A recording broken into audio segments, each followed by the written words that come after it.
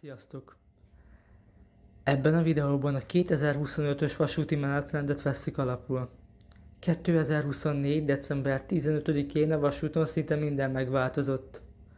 Az 1 óra 25 perces menetidőből a 106-os vasútvonalon is 1 óra 42 perc lett.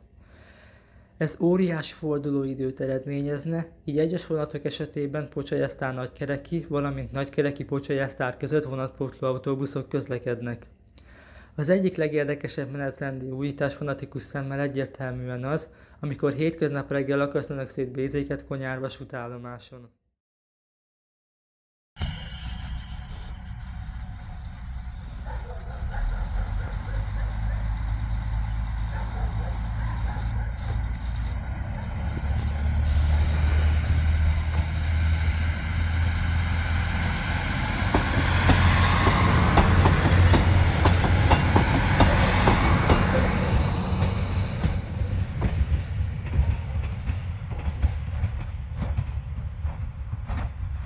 A vonat egyik fele Konyár-Debrecen járat lesz, még a másik fele tovább közlekedik Pocsajásztár irányába.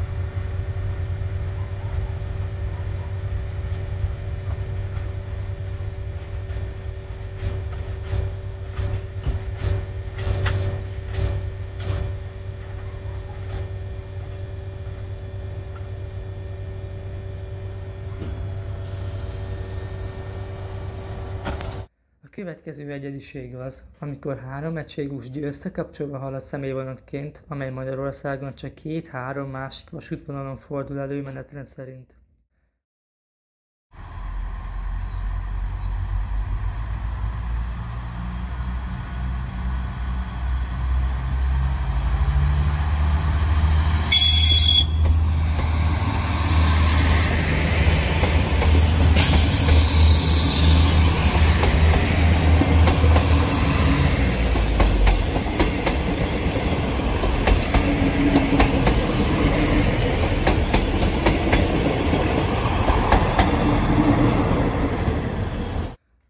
Sajnos ezek az újítások nem oldják meg a pályahibákat és a késéseket, az utasoknak nagyon kellemetlen a hosszú menetidő és egyes vonatok esetében az átszállás.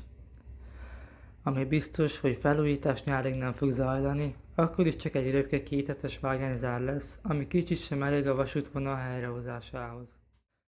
Legközelebb egy sokkal érdekesebb témát hozok el. Köszönöm, hogy megnézted!